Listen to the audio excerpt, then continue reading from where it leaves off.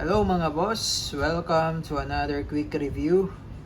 Welcome to another quick demonstration. Welcome to 5th generation hobby shop. Shoutout po pala natin si Sir Henderson.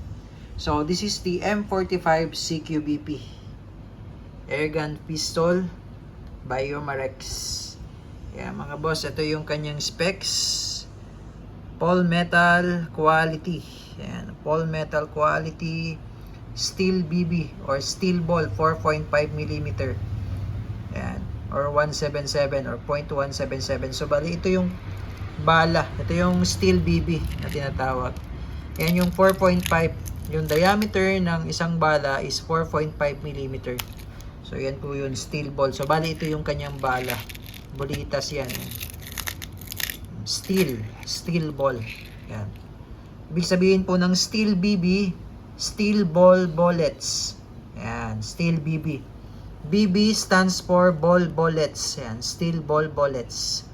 Yan, 4.5mm siya. So, CO2 powered. Ito naman yung 12G CO2. Yan. Cartridge. Yan. CO2 cartridge, 12G. Ito yung hangin. Yan, disposable siya, good for 60 shots. Pag naubos naman, meron tayong available, ayan o. Ayan yung mga available natin na CO2 cartridge. 50 pieces yan per box. Yan. Yan yung mga CO2 cartridge natin. So, madali lang siyang hanapin, madaling bilhin, kahit sa Shopee, Lazada, meron yan. Yan. Tapos, 17 rounder capacity. Ibig sabihin yung magazine niya ay 17 yung laman. Then, semi-automatic siya. Licensed by Colt mismo yan. Kaya yung box niya, oh, ganda. Box pa lang. Panalo na. Ayan, Yomarex. Ito yung brand. Ito yung model. Ayan. Buksan na natin. Box pa lang. So, ito yung kanyang owner's manual. Oh, ganda oh. Colt M45 CQBP. So, meron pala siyang iba't ibang version. May 1911 custom. M45 CQBP. Yun yung parang gray yung slide niya. Parang gray. Two-tone siya. Tapos, ito yung unit M45 CQBP 5.8176. Yung isang version 5.8177. Yan yung parang two-tone. Okay. Yan. And then, ano pa ba yung mga kasama nito? Siyempre, meron siya maintenance manual, safety instruction and maintenance manual. Ito yung isa kanina, operating instruction manual. Yan. And, siyempre, may kasama siyang bala. Yan, steel ball, 4.5.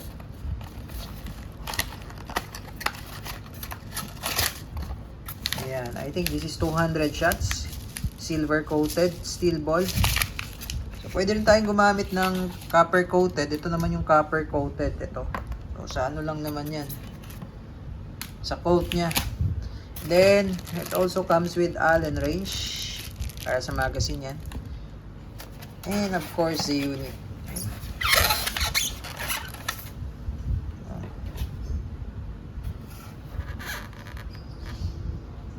Markings, government model, Colt automatic caliber 45. Sight, wow, tritium sight. Daling silipin, oh, kitang-kita. May kabayo pa yan. Colt. Then, naka-ambidextrous manual safety na rin yan, kabilaan yan. Naka-beaver tail safety na rin siya. Ayan yung magazine niya. Ito yung magazine niya. So, ayusin lang natin yung camera. Ayan, ito yung magazine niya.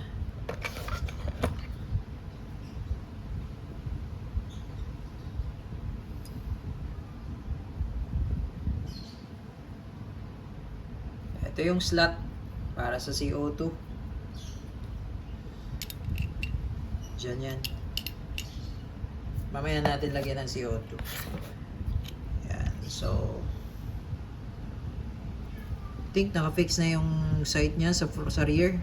Fixed rear sight, tapos fixed front sight. It's serration sa rear, serration sa front slide. Tapos ito pala yung markings doon sa kabilang slide. Doon sa kabilang side. Ayan. Colt Trail Gun. Ayan yung license trademarks so Colt's manufacturing. Meron siyang rail for accessories. Lutong. Isa pa. Lutong. Check natin yung safety. Yan, ambidextrous. By the way, hindi mo siya mapipihit ito, yung manual safety, kapag hindi mo siya kinakasa, no? Ulitin natin, no? Pag di mo siya nakakasa, hindi mo siya mapipihit. So, kailangan mo siyang ikasa or ibaba mong hammer para ma-safe mo siya. Ambidextrous yan, ibig sabihin kabilaan. Then, isa pa, yung safety niya dito, itong beaver tail. So, katulad nito, naka-safety off. So, pag kinalabit ko yan, dapat papalo na yung hammer. Pero pag hindi ko yan, itong beaver tail, pag hindi ko diniinan, yan, kahit kalabitin ko, siya papalo. Pero pag diniinan ko to, ito. Ano? Tingin ko pag di ko siya diniinan, kahit anong kalabit yan, hindi yan puputok. Pag diniinan ko to, okay, si beaver tail safety niya. Part of the safety feature niya yan. Okay, so dito tayo sa magazine. So mag-load tayo ng CO2. Okay. And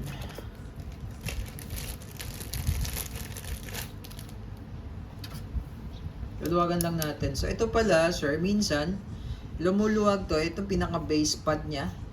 Yan, minsan naalog, makalog-kalog. So meron naman siyang screw dyan, and screw.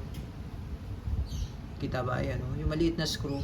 Higpitan nyo lang, pero wag nyo siyang higpitan ng sobrang higpit kasi baka ma-lost thread. Plastic lang to eh. Baka naman lumusot yung pinagkapitan ng screw. Alalay lang.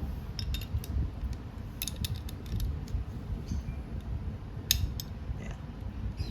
Tapos, ang ginagawa ko dito para hindi umiikot yung CO2 kasi pag pinihit ko, minsan umiikot yan.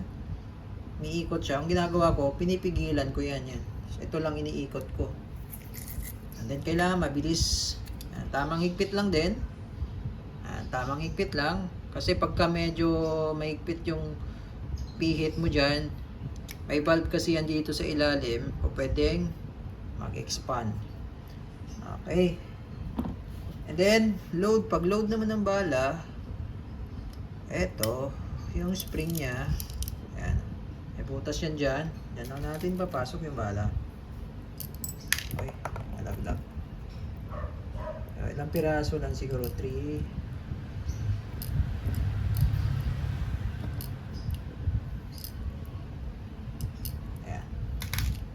Tapos, pag nirelease mo, yan, katulad yan, sumasabit yung pinaka-bakal niya. Yung pinaka-follower ba yan? Follower. Idiin mo lang siya pa ilalim. Yan. Baby follower niya. Diin mo lang siya pa ilalim. Okay, so goods na. Goods na tayo. So, testing. Okay, bago ko makalimutan, Sir Henderson, ito pala yung isang magazine, yung spare. Ito yung sa stock, yung sa mismong unit.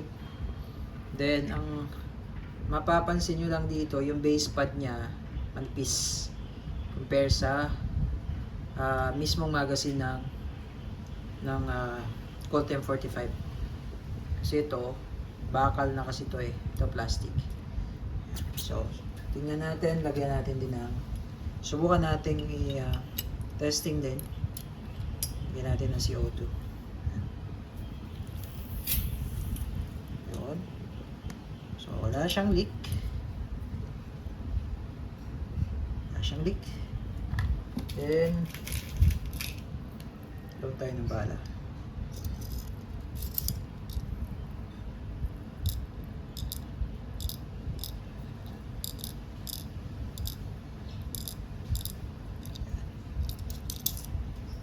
Okay, so pareho nating itetest tong dalawang magazine na to.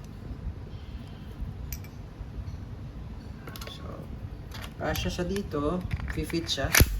Ayan. Tapos ito naman yung mismong magazine niya. Ayan. Okay, so testing. Okay, testing Colt M45 CQBP first magazine. And target natin, isang bote. Okay. Firing. One shot lang, guys.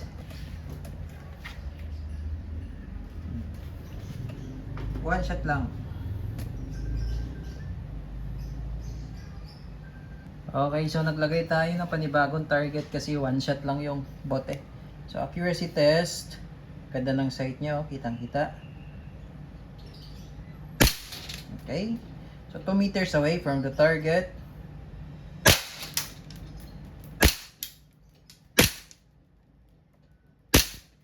Yan. So pwede ka ring mag-double tap. Yan. Okay, so na-lock na siya, release the magazine, wala na siyang bala. Pag nag-lock, pero sometimes di siya nagla-lock kapag yung magazine ay malamig. That's normal naman. Then ito naman yung spare. Okay, so huwag nyo lang siya i-drop, palalay lang sa slide, then release. So pag nag-lock pala siya, mamaya i-ano natin. I-demo ko sa inyo kung paano yung pag hindi i-drop yung slide. Okay, pwede kang mag-double tap.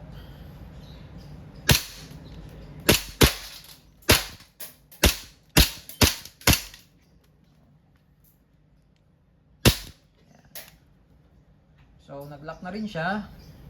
So, ibig sabihin, goods yung magazine na isa. Ngayon, pag nag-lock siya, ito yung sinasabi ko po na wag nyo siyang i-drop. So, ang gawin nyo, alalay lang muna sa slide, no? Kasi yung iba, dinadrop lang ganito. Dinadrop lang nilang ganyan. So, ito kasi napupudpud yan. Pag lagi mo siyang dinadrop. So, ang gawin nyo, alalay lang muna sa slide. Hawakan yung slide, alalay, pigil, then ito, baba, then release. Hammer down. Okay. So, goods na. Colt M45 CQBP, Paul Metal, Steel Ball, Airgun Pistol by Umarex.